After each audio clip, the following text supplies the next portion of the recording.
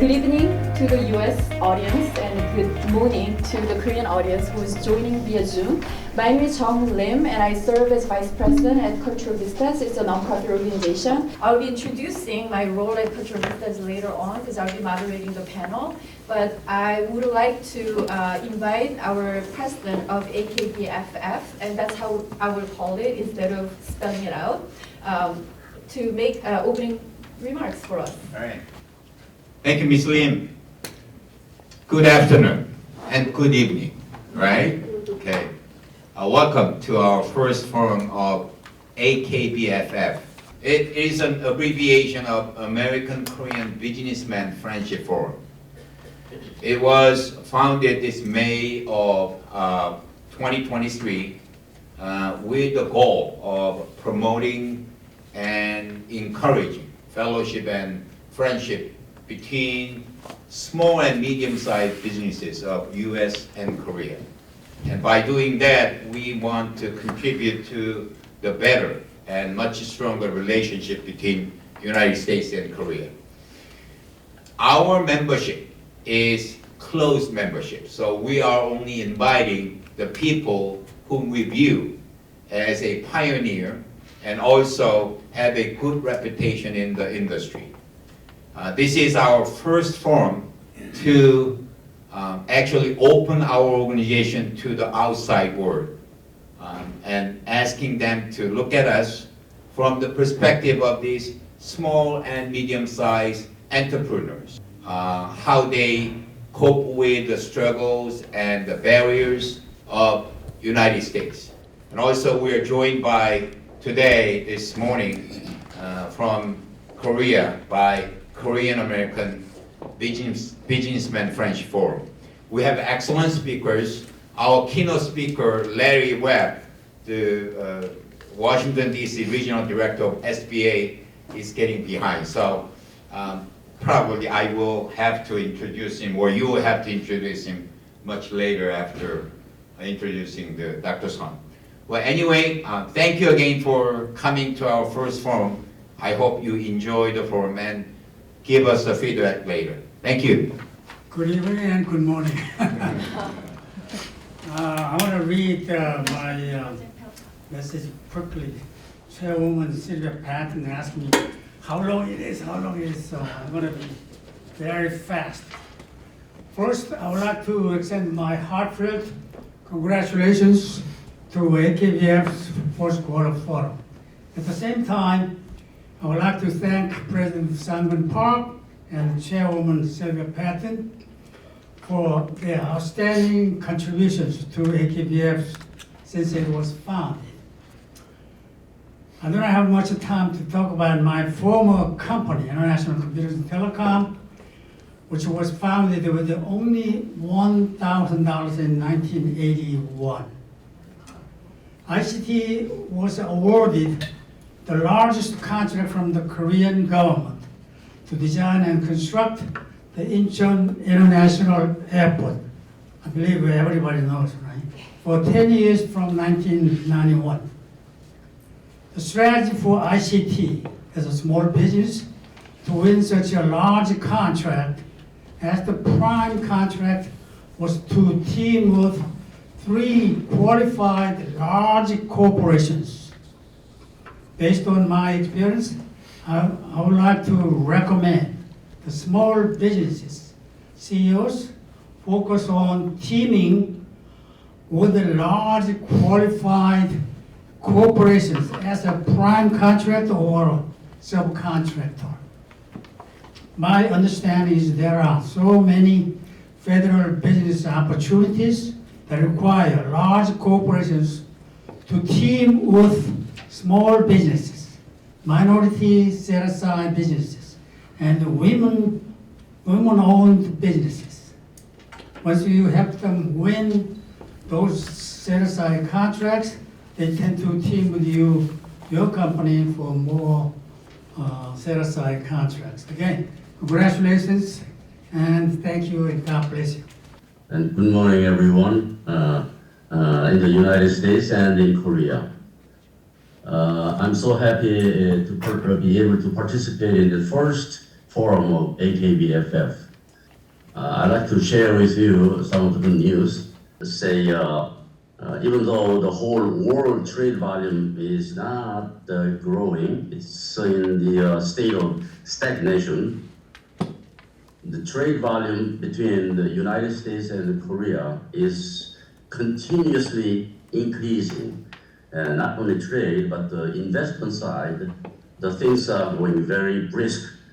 That really means that the roles of AKBFF and KABFF will be greater in the coming years because of this relationship is getting deeper and deeper. Since the summit meeting between the United States and Korea, between President Biden and President Yoon Suk-yeol last April, some of the deepening kind of relationship among different businesses between these two countries are getting more and more visible. And also,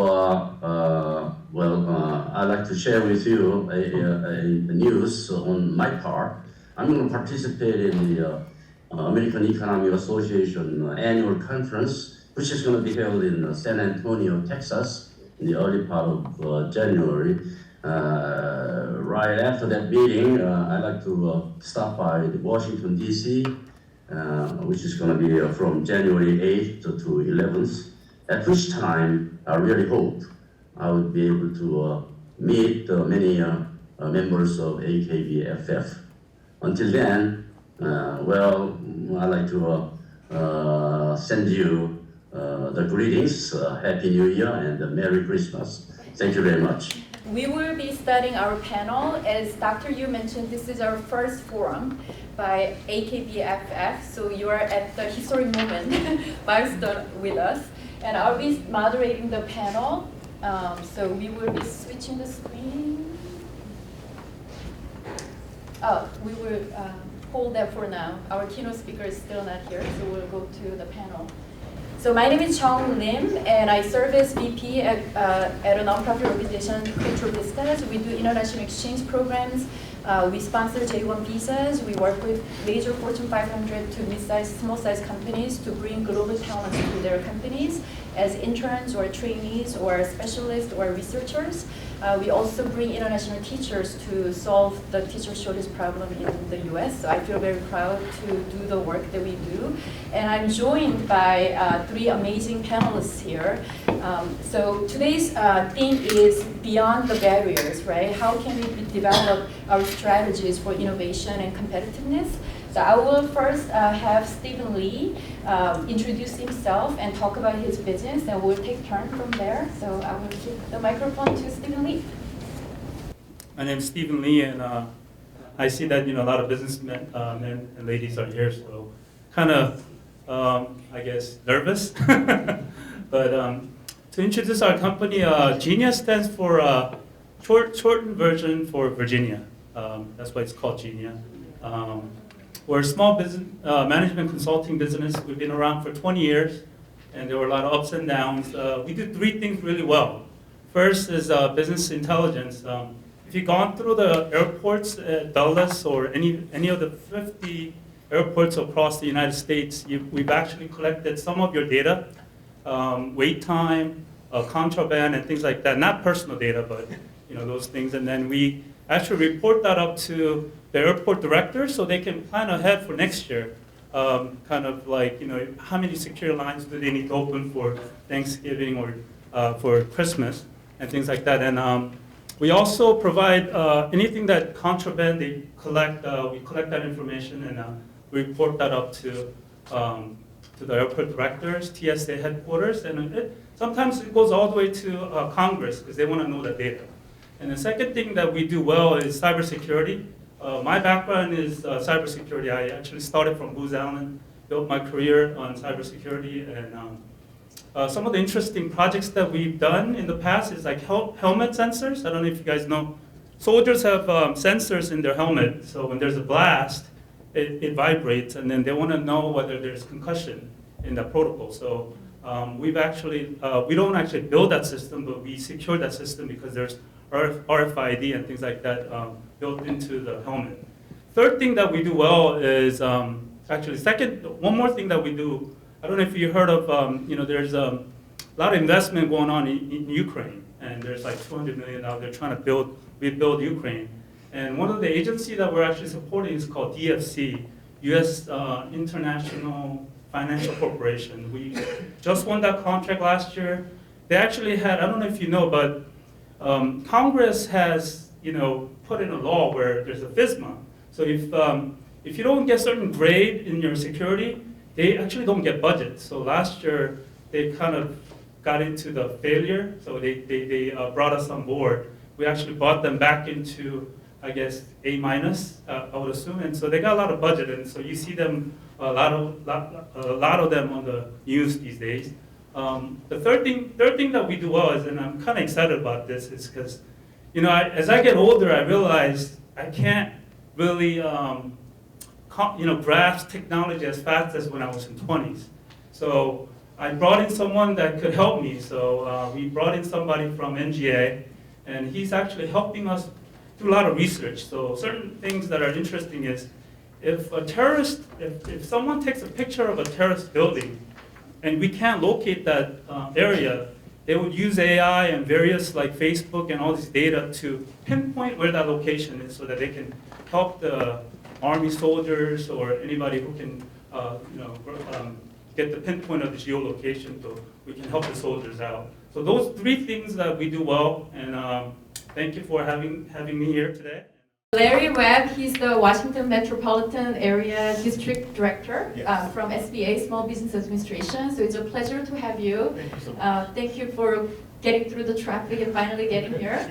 So would you please make keynote speech for us? Absolutely, thank you so much. How the SBA can be of assistance to you, what the SBA does, and how that connects to your small business. And so that's just what we're going to talk about today. I don't do flowery, but I do try to connect and try to make sure that the interest of small businesses, and regardless of the community that I'm speaking with, the interest of those small businesses are met, and we meet you where you're trying to go. Two things that I will say before I say anything else. One, there will be lots of business cards passed today. If you want to get in touch with me, send me an email. I respond to my email. I will answer your question, and I will connect you to the parties within the SBA that you need to talk to. That's my job. I like it, and I try to do it as well as possible. So, I know that lots of times you're in meetings, particularly with government officials, and sometimes those government officials smile and then they leave and you never hear from them again. I'm not that guy. I will respond, I will get back with you, and I will connect you, because once again, I think that's the job. My job is to remove barriers. My job is to connect you within not only the SBA, but into the entrepreneurial ecosystem. My job is to connect you with local and state government officials, chambers of commerce, etc. If there's a connection that needs to be made, I try to do that for you. I have experts that work for me, and there are other experts that work with the SBA that may be the person that you need to speak to answer the technical question. I am a recovering attorney, and so I've had to get used to not being the person that has the answer, because that's always has the answer. But what I am really good about is connecting the dots. And so that's the top line. What is the SBA? Many of you have probably heard of the SBA. Some of you may have worked with the SBA in one of its capacities, so maybe you've gotten a loan from the SBA. Maybe, particularly during COVID, maybe you got a PPP loan for your company. Maybe you are a government contractor and you are in one of the SBA's certification programs. Maybe, and not nearly enough people, but maybe you have availed yourself of our counseling and mentoring processes. Those are the 3 C's of the SBA: capital, contracting, and counseling. Those are our 3 major things that we do. Most people only interact with one of them, and most of that is trying to find money through an SBA loan or what have you. On the loan side, what I would say is that two top line things. One, the SBA doesn't provide loans, and that's a misnomer. People think, oh, the SBA provides loans. The SBA doesn't provide loans. What the SBA does is we incentivize lenders to provide loans to people who generally can't get loans otherwise. So, takeaway, if you can get a loan, if you are in a financial situation where you can walk into a lender, a traditional lender, a non-traditional lender, whatever, and you can walk out of there with a loan, please do so. please don't come to the SBA, because it's going to take you longer to go through an SBA process, because as you're adding another person into the party. You're a business person. If you add another contractor, or if you add another party into the system, it's going to take longer and it's going to cost you more. So that may not be the way in which you use the SBA. However, if you do need a loan, if you are not able to get capital, we are there to help provide that. And the way that we do that is, once again, we say to a lender, so an example, M&T or PNC or Capital One or what have you, Live Oak, we say, if you provide this loan to this party who otherwise could not get this $200,000 loan, $150,000 loan, $1 million loan, or what have you, or line of credit in some cases, we will guarantee, well, it's typically loans, we will guarantee that loan up to 75% or 90% under certain circumstances. That incentivizes that lender to say, okay, we're willing to take this risk because this won't be as much of a risk, because we're going to be guaranteed that money on the back end. So that's how that works. The other takeaway there is that for many people, when they talk about loans with the SBA, they are thinking that they have to go through traditional lending, right? So that you're going to the big ones with a teller and an ATM and what have you. We support all types of lenders. So yes, traditional lenders, traditional brick and mortar banks, but also non-traditional lenders. We also do, high-end financing where, there are no tellers and you have to be buzzed into the building to get a loan or to do banking there. Those types of lenders as well. But more importantly, we do what is called non-traditional or mission-based lending.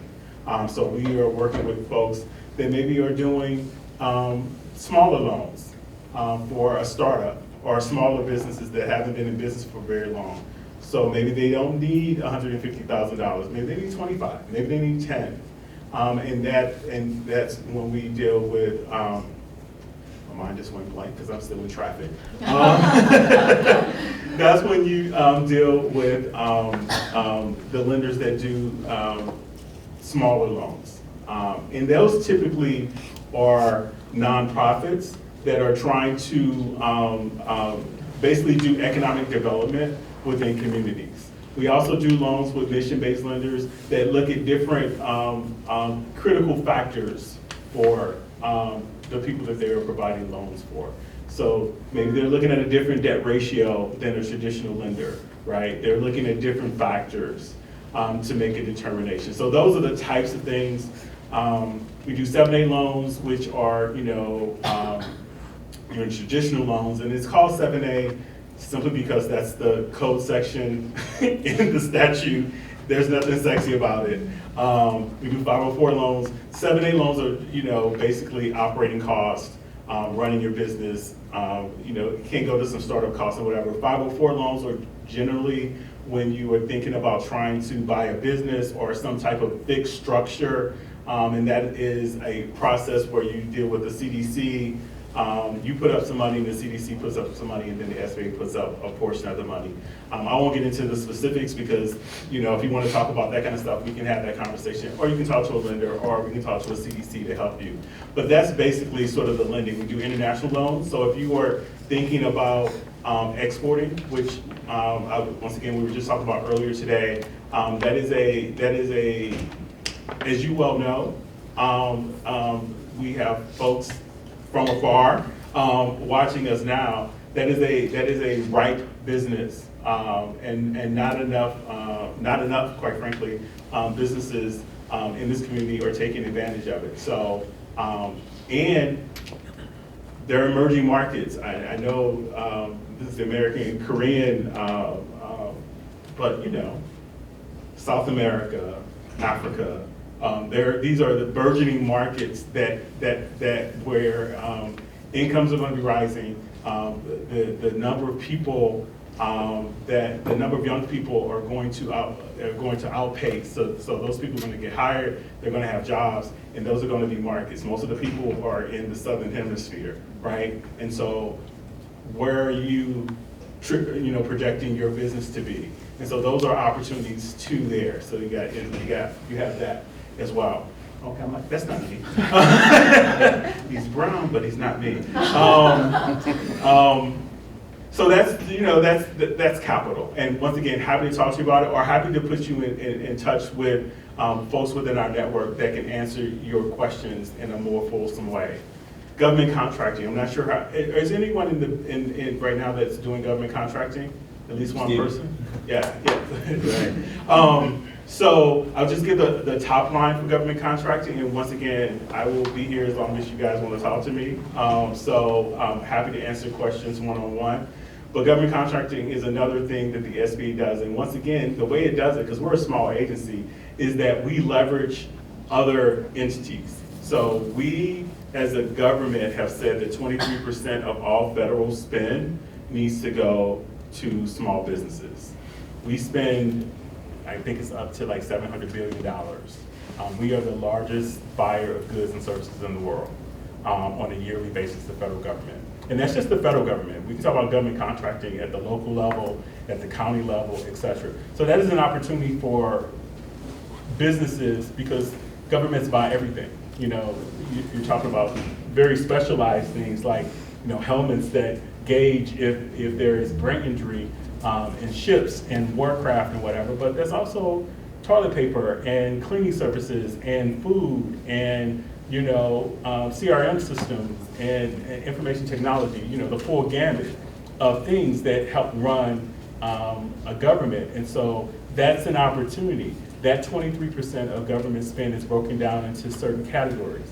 One of those categories are women-owned small businesses. Another of those categories are veterans-owned small businesses.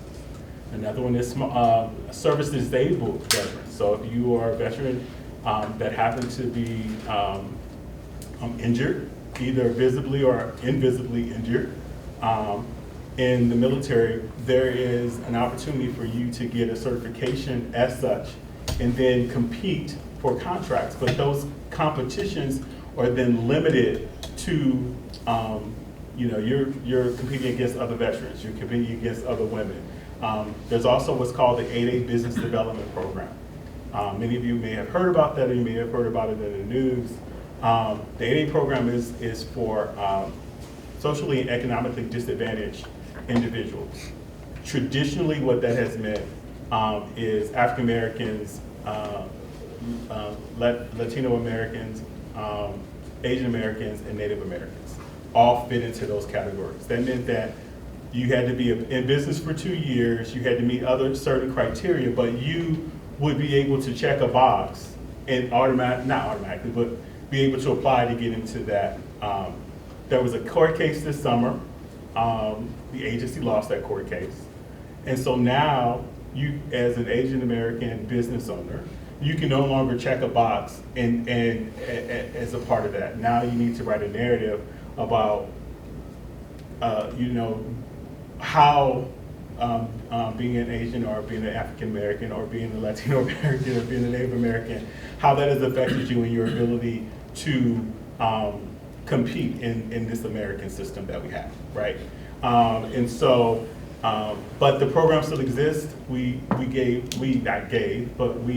$2 billion more in government contracts last year than we did the year before. So this is a great opportunity for you to think about getting into government contracting if you haven't. That being said, there are other opportunities for you to get into government contracting. Once again, there's local contracting. If you live in Fairfax, Fairfax buys things just like the federal government does. And you may be able to then take advantage of and get that locality or citizen push. So you are a citizen of this community that is looked favorably. Maybe you get more points in your analysis and their analysis of your offer under those circumstances. So think about that as well. But that's the second thing that you do. The most important thing, and I've talked a lot, and I'm going to turn it over soon. The most important thing that I think that we do as an agency is provide free and low-cost mentoring and counseling to small businesses, so that you do not have to stumble over your feet. You do not have to and stumble into the pitfalls of those who have gone before you, right? So if you're in government contracting and you are competing, even if you're a small business and even if you have one of these certifications, you're still competing against a lot of other folks in the DMV that are trying to do this. You should not be trying to figure that out on your own. There are people that can sit with you that are paid through your tax dollars to sit with you. And just because it's free, and this is the thing I have to say, just because it's free to you doesn't mean it's free. It just means it's already paid for. Many people don't think that they want to avail themselves of these offerings because I would prefer to pay someone. If it's free, it can't possibly be good enough to meet the standard that I want. I cannot tell you how many businesses have done success. We've done success stories, we've done videos, we've done reels online, just to say to other businesses, this is an opportunity to answer those questions that keep you up at night. This is an opportunity to move ahead and to power boost your way past some barriers.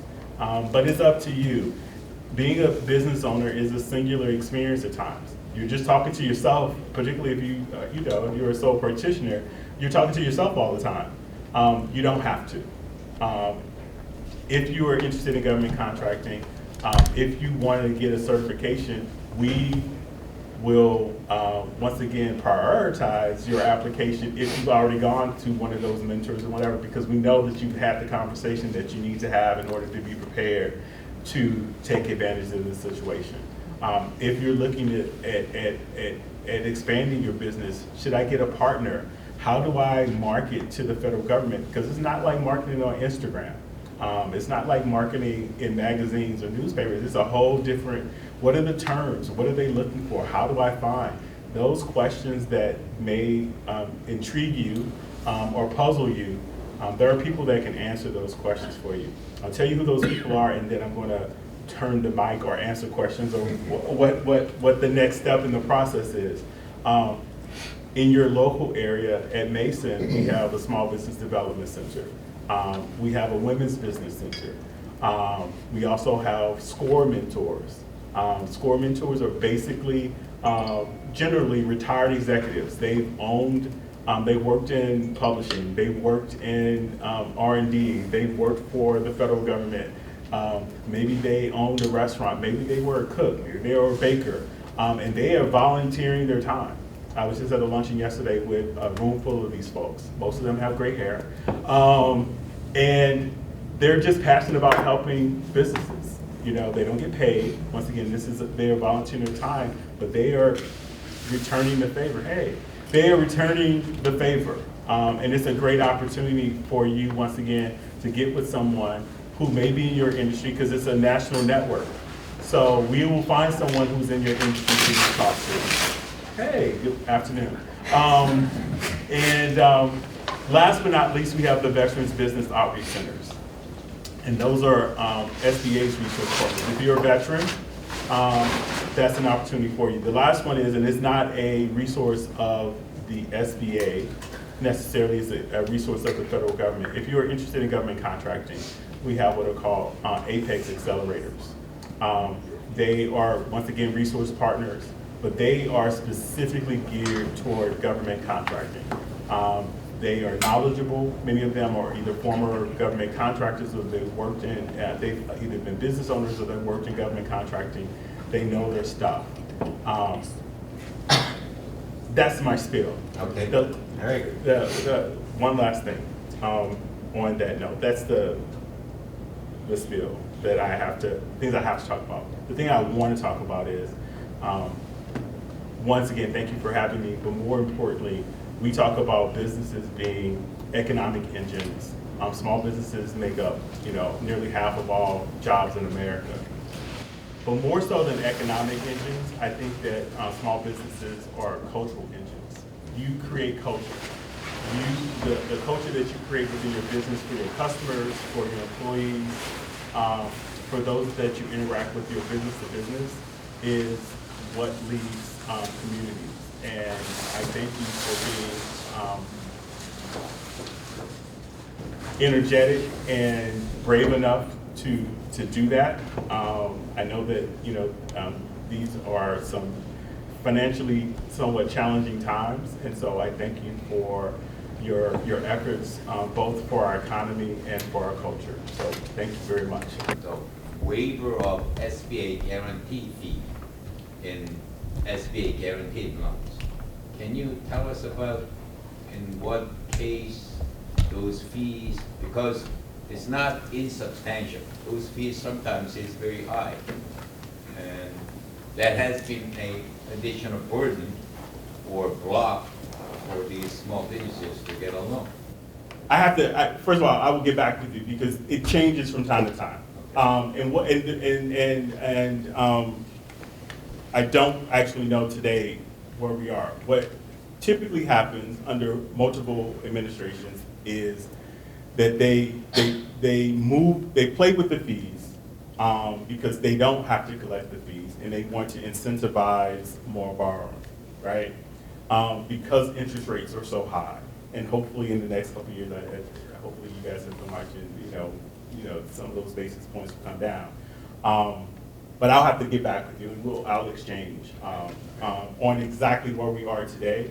But I know that what we're trying to do is to get, as an agency, specifically loans under $150,000 to incentivize banks to do those. Because banks are only, it's a money-making enterprise. And they make exactly the same for a $5 million loan as they make for a $150,000 loan. So they're only interested generally in doing, the larger loans. Some, obviously, M&T is one of our large small business lenders in the area. Live Oak is one of our large small business. But yeah, I'll get back with you, and I'll get you that answer. Thank you. No worries. So you probably do not handle the offering compromise of the SBA loans, but last year I know that there was a suspension on the offering compromise programs, and a lot of our clients asked about that.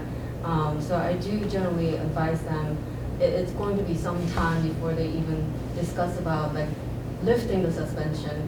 Is there any talk going on within the SBA About the offering compromise, yes. reviving the program? Not at this point. But I think that, we're in a challenging moment. Obviously, we're in a CR. And so we can't do any new things while you're in the CR. You can only do what you are. You can only do established things during that period of time. There's more to come. I know that our administrator, and I typically don't try to talk about administrative stuff. I try to talk about just general, government stuff. But I know that our administrator, and specifically this administration, is really trying very hard to make the loan programs as inviting as possible. That has become more challenging because of the economics. First we went through COVID, and then we went through supply chains, and now we're dealing with inflation and what have you. And now in the CR and what's going on in the Hill. But as you have been, and I know that you will continue to do so, please stay tuned. And hopefully it will, the opportunity will present itself again. A little behind schedule, so we'll jump to Mr. Kim. I will hand over the microphone to you. I'm honored to be here today. After working at Samsung for 18 years, I joined STRAP. STRAP was spun off from Samsung in 2013 and currently supply AFF solution to Washington Metropolitan Authority and Bay Area rapidly trended in San Francisco. We do know-how accumulated while carrying out numerous projects since the Samsung era. SNAP has achieved technology independence by domestically producing most of the transportation system that use the depend on foreign technology. We focus on 3 business areas. One is e-payment. E-payment is maximize efficiency with the comprehensive fare collection solution. The auto fare collection solution provides physical gate and system to users for automatic various services from ticket issuance to using of the fare gate. Toll collection system charge to toll users without requiring any action or stopping by the driver. The system debit the account of registered car owners or identify the license plate for later billing without requiring vehicle to stop. Second one is ground transportation. This is the general term for solution related to the road and rail transportation excluding e-payment. These include the ITS, VPSD, TSCS, LTER. Intelligence traffic system is an advanced application that aims to provide innovative services related to different modes of transport and traffic management enable users to better inform and make safer, more coordinated, and smarter use of the transit network. A vertical platform screen door enhances the passenger safety. We have the world's first VPS system installation and operational know-how in France. The train signal control system is core system for train operation. The control train speed to prevent the train collision and derailment and perform track switching to change the train running route. LTER, telecommunication, is next generation broadband wireless communication system dedicated to relay rails. Last one is smart airport. This solution provides a seamless process for the airport user to access easily and comfortably.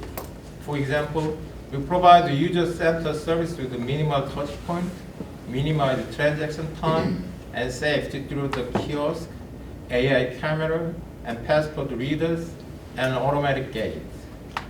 Flight information management system and flight information display system provide an efficient, high-performance, reliable operating environment through the dynamic information. Thank you for having me. I am the president of Now Computer. My company was founded in 2008, and now we have 17 people working here. Do you know POS? POS means point of sale. Our vision is provide a total solution to stores, starting with POS and including a credit card system. In the beginning, our goal was POS software development. But now, our main goal is marketing. Marketing is very important.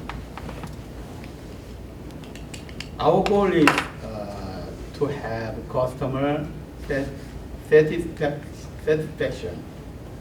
And I think the key to success is a win-win strategy. We have government certified license, such as DCJS and NTAP, and working with several companies in the United States. We have 4 branches, and we are working with 10 agents. We have over 3,000 customers in the United States and Canada. When analyzing POS brand, there are a variety of companies, but there are very few companies that provide both restaurant and retail POS. There are many good companies, but we are doing our best to develop a more perfect POS system in various fields. We are conducting various advertisement and participating in various exhibitions, starting with the 2017 Las Vegas. Additionally, we have been learning advertisement in Chinese newspaper for a long time to promote sales in the Chinese community. We will become a successful company until the end. Thank you so much. So I will start with Mr. Chong. Let me ask you one question. So what is your long-term vision? You said you will keep your best. You will do your best. And how do you ensure that your daily operations align with your long-term vision? My long-term business plan is to target medium franchise companies, about 10 to 12. I am developing a marketing strategy on how to reach out to this company. I am partnering and interfacing with the local software companies. For example, we are working developers such as Go Agents, OLO, and Restaurant 365. My emphasis is to work with our company. Thank you. Mr. Lee, let me ask you one question. Can you provide examples of how your business successfully adapted to the market shifts or technical advancements?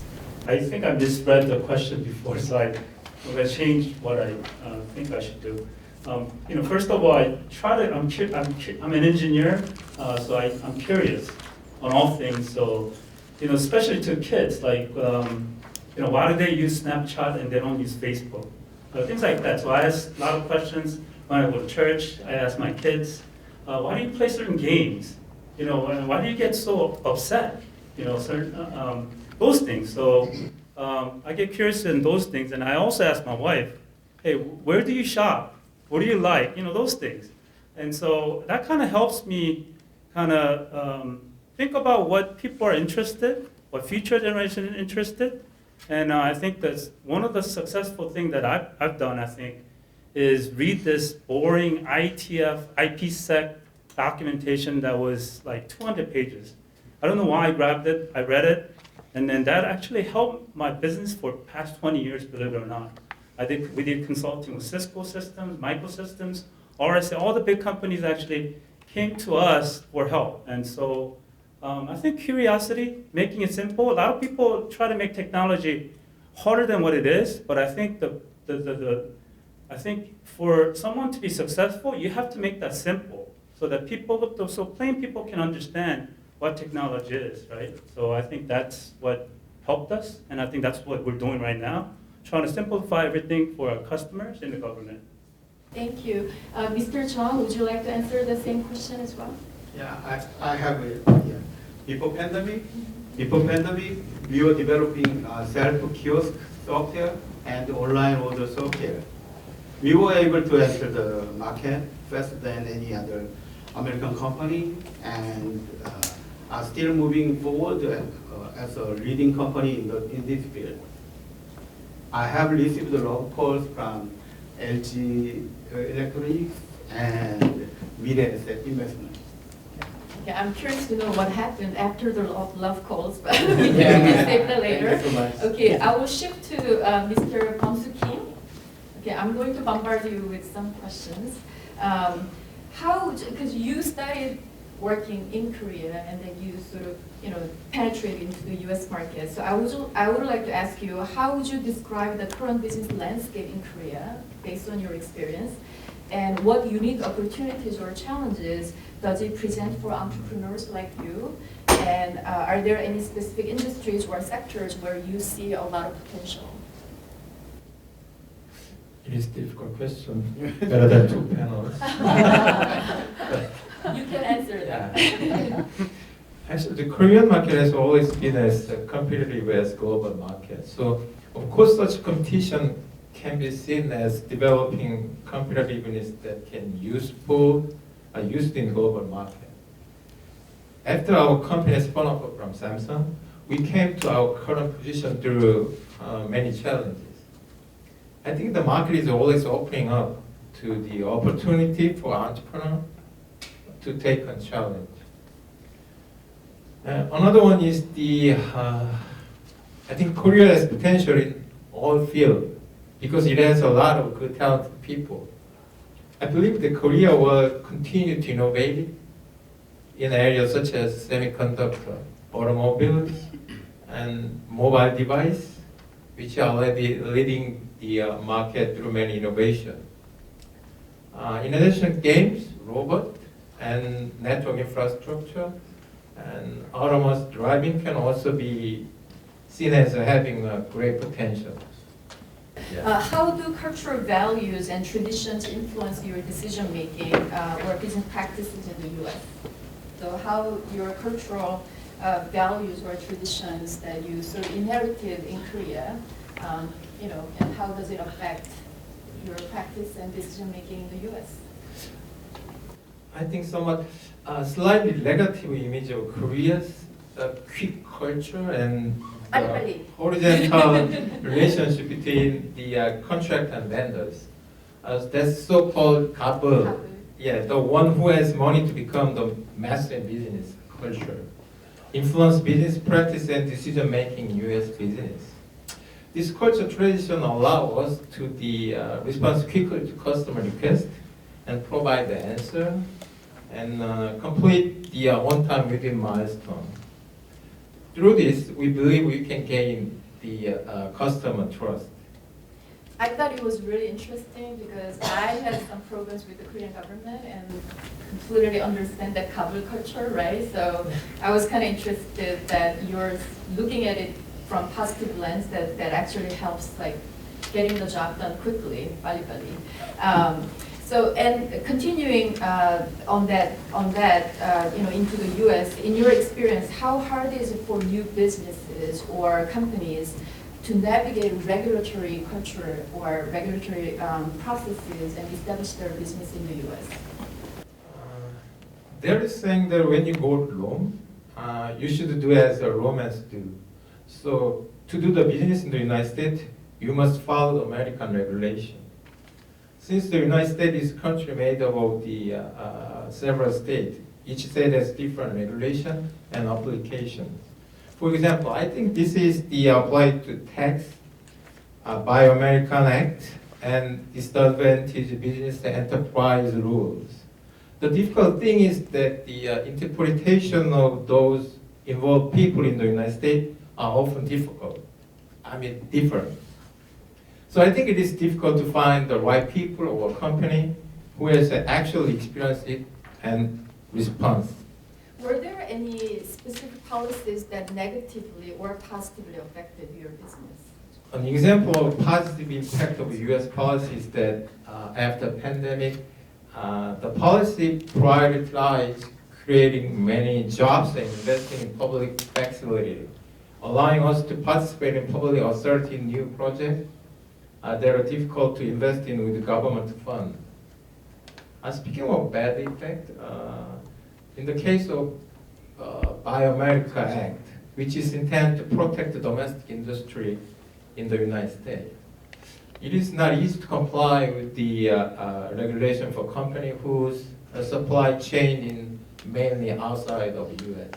Yeah, I mean, we are trying to help Korean companies that are investing in the U.S. at my company, and we're trying to bring their technicians to the U.S. because they don't have the same technicians. And a lot of companies are struggling how to do that because of that policy, right? So on that, my last question to you would be, like, what is your strategy to navigate all the complexities when you are coming from Korea and learning about the new regulations in the U.S.? Like, how do you make sure that you understand them completely so that you can be successful? Since our company initially established, localization has been carried out steadily. In other words, I think there is not accept of the culture and regulation. There is need for the local personnel in the organization who can share the American culture and regulation. So we try to overcome cultural difference by hiring as good local talented resource as possible. So going back to Mr. Chung, you took a break, so I would ask you one question. Can you share a significant challenge that your business faces, and how you business faced in the past, and how did you overcome it? IT business is very difficult area. Yeah. Problem is continuously develop, updating of new software. We also currently have the task of quickly developing cloud software and table order software. It's very hard time. We also need to produce our own brand of hardware, POS hardware. We are in the process of securing funding and securing engineers to develop this. We plan to make the company public at a later. My goal is less than NASDAQ. Sure. Thank And you. I would like to ask one question to all panelists. How do you view a failure in your life or in your business, and what lessons have you learned from that setback in your entrepreneurial journey? It's been over 20 years since I started. This company first, I experienced a lot of failure from Korean customers. It was very difficult time, and I actually wanted to give up on the business. However, I have come this by listening to their voice, continuous upgrade and consistent service, and by learning the lesson that I can only work together with our customers. I will do my best to continue to grow together with our customer, with my staff. Okay, all in all, Mr. Kim. To be honestly, failure is always painful. There may be pain, but through the failure, you learn what you are lacking. By completing the shortcoming learned through failure, you can approach the next challenge with better preparation. I believe the lesson learned from failure is that you must always do your best until the end to achieve good results. So I think failure is a guide or a stepping stone, and I look at my life and my business over the past 20 years, and failure has built me stronger, better. But as a Korean American, it's not easy, right? Failure is difficult, right? I remember my mother, first grade, first time I got a C. I mean, I had to stay up all night, first grader, to get an A again, right? So for her, what she taught me was, failure is not easy, but I think as life goes on, I think the failure, those things, those little things that my mother taught me, the things that I learned through, through people, meeting people, and then, they, sometimes disappoint you and things like that. Those things actually make you stronger, and that is who I am right now. Our business stands through failure, and I think it helps us. So I think, I welcome failure because without failure, you just can't get stronger, and business can't grow. And keep the microphone, because I want to draw some story out of you. Because Okay. you kind of shared your low point in your business, and that sort of became a blessing. So if you don't mind sharing your story about where you had a pivotal moment that you had to refine and adjust your strategy, and what did you learn from it? I started our company in 2004, and I really thought I could grow it like really big, because I don't know if you know STG. I was a CTO for the company, and 이수동 회장님 had 1,500 employees. He recruited me, and so I spent a lot of his money in failure, and for 7 years it wasn't happening, and so it was 3 of us struggling, to make the ends meet. And then one day my mother and my father called me and said, "Hey, let's have lunch with somebody." And so I went out, and then, I was busy working, church, my life was whole in chaos. And, it was a Christian scholarship foundation, and then I told her, I said, I can't join this group because I'm just too busy. And a week later, I was just praying. I was going to church and I was praying. And in the morning, God spoke to me in my heart and He says, hey, Stephen, you do all this, you start a business for me, and then I'm asking you to do this and you can't do it for me. And so I cried out, and then I repented, and then we had maybe $30,000 in the account. That was the final last, $30,000. It was very small at the time, but I took the $10,000 and I donated to the Scholarship Foundation. And then, it's amazing because a week later I get a call from this person that I haven't spoken for like 15 years, colleague. He knew I was good at cybersecurity, but he just called me and said, hey, I'm gonna give you, 1,000% more than what I've donated. So it was like 150,000 or 100,000 contract. And so through that, I actually went to the client side, and I'm meeting all these people through that. And so I realized, before I thought I could do everything on my own, but in life, it's not what you can do. It's about people around you. It's when you can give up yourself to, I guess to God, then that's when God will open the door for me. That's my personal testimony, and I share this with everybody because I thought an engineer, I could make it like the companies grow, and I got the education, I did everything I was supposed to do, but in life that's not how it works. That's what I learned. So. Make him share this story because I think we all have those moments where we feel like we are doing our best, but we just cannot get the best out of it because there are so many factors that we cannot control. But when you actually give up and decide to give to others who may need it more, then you sort of harvest more later on, right? So I thought that was really inspirational. So thank you so much for sharing. So for entrepreneurs like you who started working in Korea and you're very successful, established in Korea, and want to penetrate into the US market and really succeed in the US market, what kind of lessons that you want to share or the strategy or tips for them? Actually, I'm not a pioneer, just I am the experienced people. So I would like to tell you to break your preconception. Most people tend to think that advancing into the world is not an easy task and it's a complicated task. Of course, it is not easy. However, we cannot just say that it is complicated. If you try it and fail, and you can come up with a new strategy.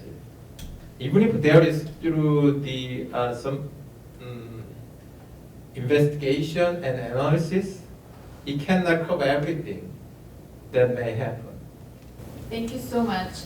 Now I'm going to ask you a few questions about your leadership and team building. So Mr. Chung, what leadership principles do you consider essential for your success? I believe the key to success is engaging marketing. That is essential for success. Opportunity recognizers, opportunity discoverers, opportunity creators. Also, I believe that key to success is win-win strategy. So with employees, with customers, and with competitors. Okay, you are sort of talking about like 상생 leadership and win-win.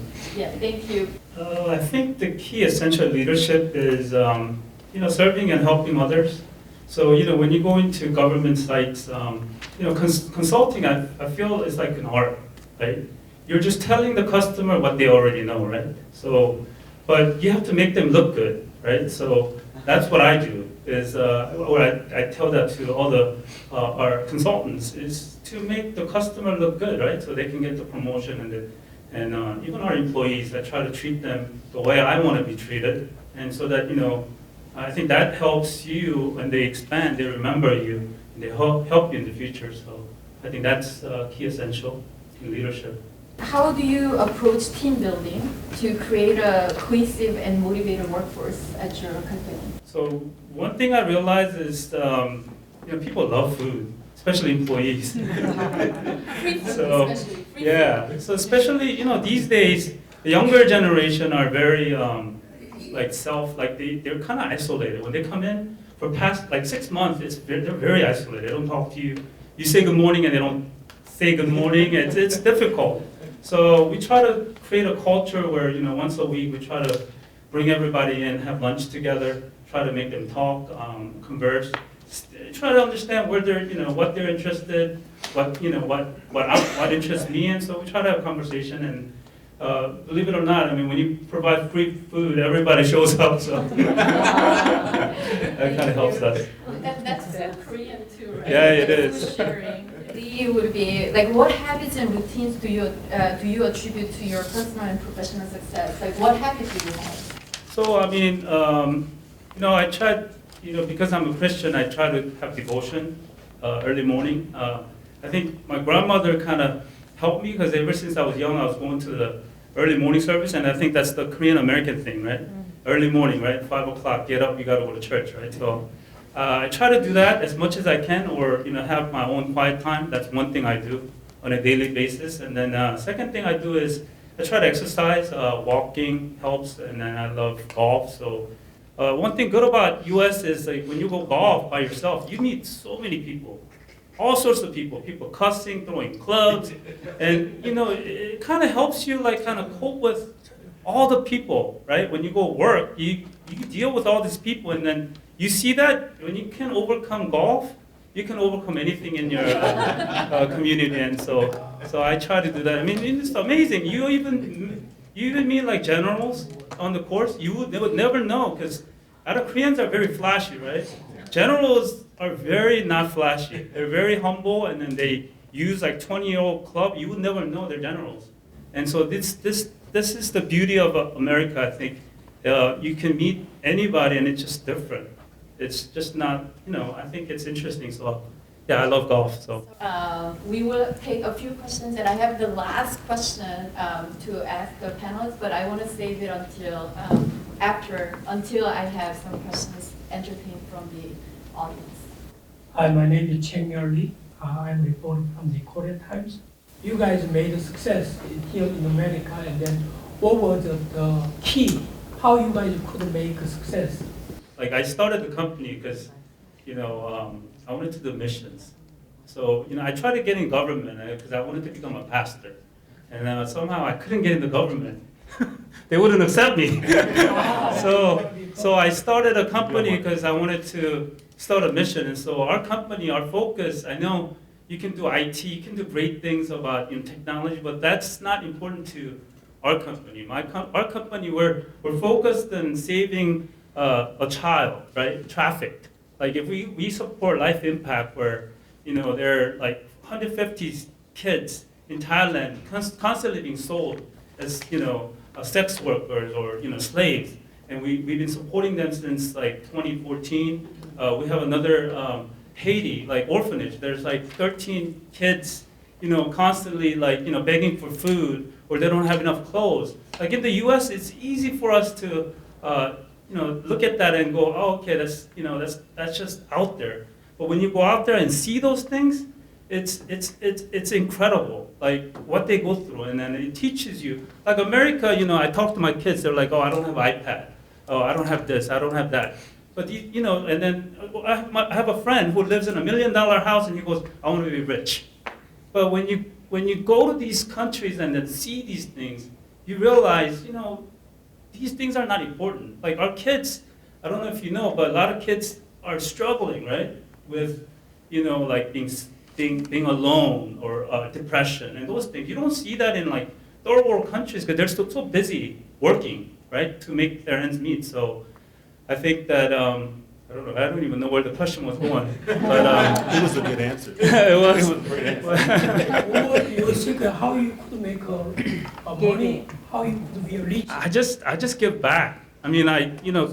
Just the way I started, 1/3. God always tells me give up 1/3. So when I have certain money, God says give it up. So I give it up, and I give it to a lot of countries that are having hard time. So that's That made you. Actually, we don't have any secret. Just it's just we friendly with the client. Like sometimes we go in client to like a karaoke. You already mentioned or something, and just generally we try to proactively respond to market change. And but there are most difficulty. But still, we communicate with the customer as much as possible and. Proactively reflect their voice in the R&D. And of course, we are also conducting the market research in parallel.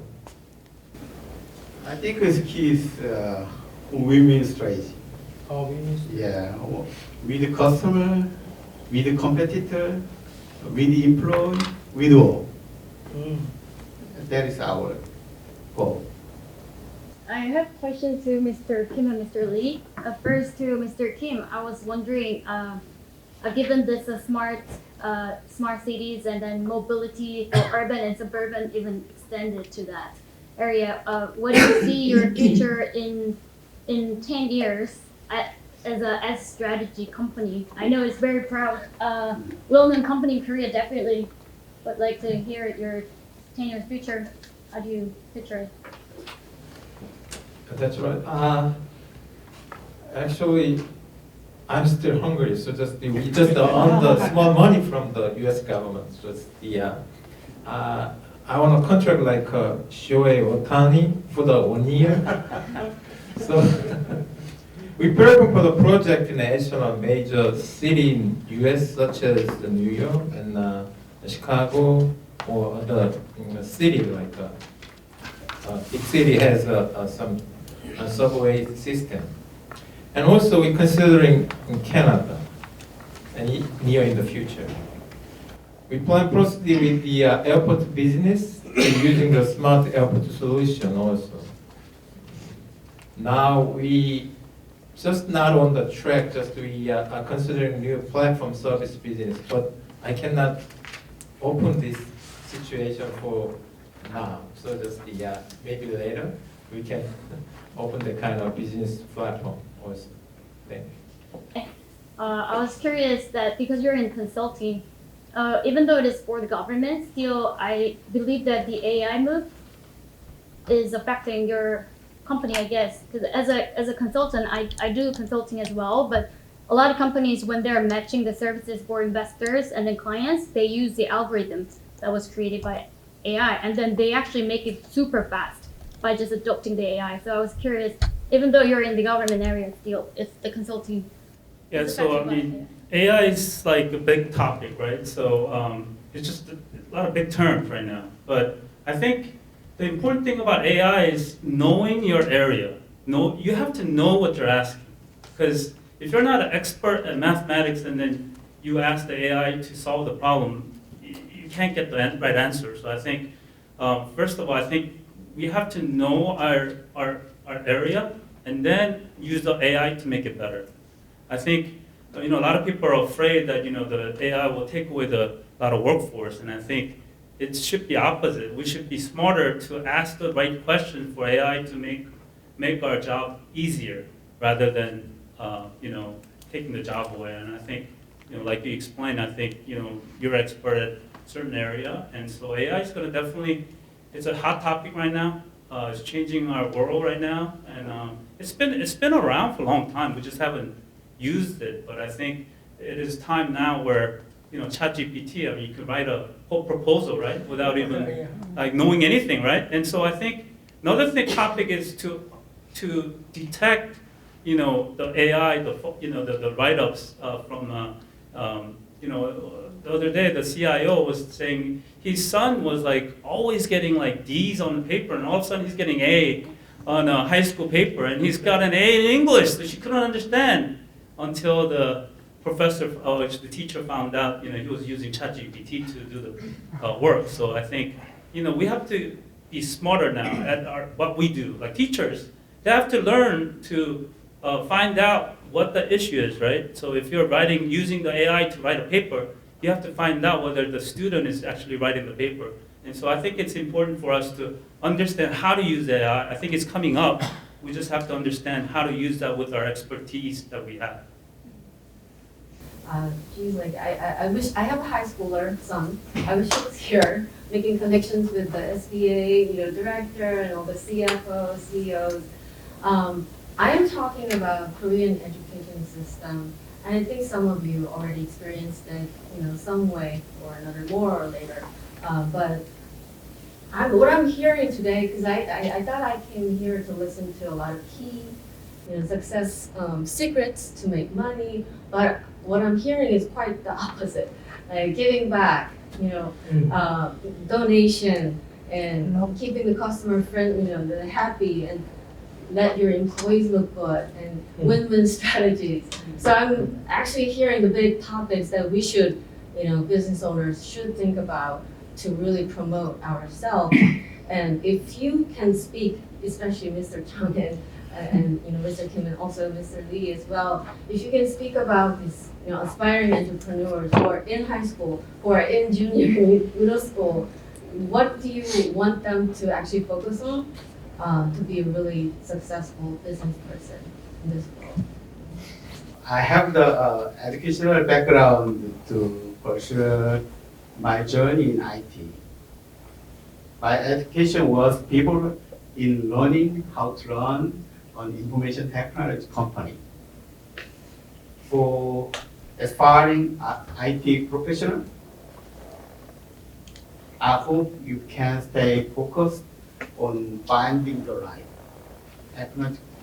technical opportunity that will benefit society and business. Don't give up on your dream. This is, I think, just the educational system is the different from Korea and US. Korea has like a input system and memorize and advanced studying something. But in US, based on communication. So just I think communication is important. It is important to constantly talk to someone or a stakeholder to check what's good and what's wrong, something like that. So just that's the good point for the U.S. education system. So that's the important thing for everyone. I think education is, I think, when I wanted to become an architect, and my mother said, you're going to go hungry. So he said, why don't you do engineering? And if you get your degree, do the architecture. And so I think for Koreans, education is important. So I think it's important to have education. But I think if you're trying to do business, it's not about education. If you look at Facebook, Zuckerberg, he didn't graduate, right? So I think if I had to tell somebody that if you want to do business in the future, it's relationship. You got to be good to everybody around you. I have a friend, he almost committed suicide in, I guess, when I graduated 22, and then I saw that and I was like talking to him. I said, hey, why don't you, come and work with me? And I talked to the IT manager and I said, hey, there's a guy that, I need to get him out, so can you just help him with the part-time? He came out and then he kind of got over that, suicidal thoughts and all that because he was busy, right? So that kind of helped him, and then now he's in government and he's in the high, area. He's got like promoted, and so those little things. So I think working at Booz Allen, I was kind of like when I was young, I was kind of mean to everybody. But when I had to go back, I wanted to be nicer to everybody, so that you never know when you run into them. So I think that's one thing that I realized, and I tell everybody, just be good to everybody. Just treat them just the way you want to be treated, and they'll remember you and help you in the future. Do you have any book recommendation for the audience? Power of Possibility Thinking. Ivan Kimberly President. Right now. Yeah. I am talking one challenge with a 1% chance. I think it's crazy. I think that 1% chance in the US software market is a big hole. The book inspired me and made me to challenge in terms of not being afraid of failure based on the success and failure of others. And if you challenge with passion until the end, you can achieve good result. My attitude for a successful life and the mindset that managers must have. The World Until Yesterday by Gerard Mason Diamond. From the New Guinea island in the South Pacific to the California Silicon Valley, he explored the various places and around the world, comparing and analyzing yesterday and today's world. And, rather than romanticize traditional society, it introduced the customs and custom of traditional society that can be shocking to modern people. However, this book emphasized we can learn from the yesterday world how to live longer and healthier live, and how to live more happily in old age, and how to raise children freely. There are two books that, first of all, I read the Bible each day. It guides me what I need to do each day. And it teaches humbleness, and it tells you like how I should treat others. And the second thing I read is, Selling for Dummies. It's amazing how, everything is about sales. All of us are selling, right?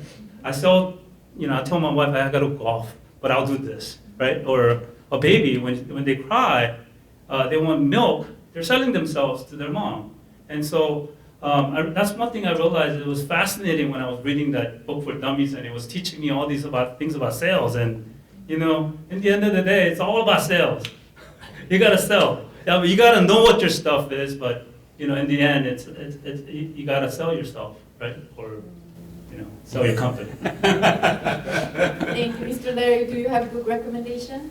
I do not have a book recommendation. Unfortunately, I don't. But since I have a mic, I will say that I was hoping that someone would say relationship building. It is key to success. The relationships between your staff and yourself, business to business, to your customers. It is, being good at a thing does not make you a great entrepreneur. You have to learn, just like you learn to be an engineer, you learn to be an IT person, you have to learn how to do the business of it. This is a great start and a continuation to listen to others, but this is an opportunity. That's a great closure, because I think it's all about relationship, right? Because you cannot work by yourself and you have to work with others. So I think that was a great closure. We have Mr. Min, who's the current president of AKBFF, and he joined via Zoom, and he wants to say a few words since this is our first forum. It's good to meet the members of AKBFF, some of whom I met last May when I visited the inauguration dinner. As we stated that two organizations will continue to work together to benefit the members, especially in the area of small and medium-sized business. And the America is the most important and largest business partner for Korea. And I wish the KIBFF could be able to help the members of AKBFF through mutual cooperation. And please feel free to contact us if you have any requests on our side. We'll do vice versa. Well, congratulations on your successful first AKBFF seminar. Thank you very much. And I would like to invite our chairwoman, Sylvia Patton of AKBFF. Thank you so much for Larry Webb. Thank you so much for And everything. thank you so much for Stephen Lee. And thank you, Chair, for your personal story. Not running for the giveaway. And we have also Vice Chairman Song Jin-gun, 부이사장님. He always give away every year more than $100,000. So that's why he make money. Giveaway. So thank you so much from him and Lloyd Chong. Here, go to you. You need to download the app, go2you.com. So he's gonna give you $35 first discount. And especially thank you for Sang Park, President, and who worked hard for this event. In the first forum, I should hold this kind of forum maybe 10, 20 years ago, then probably I make money than now. So thank you so much and Merry Christmas and Happy New Year.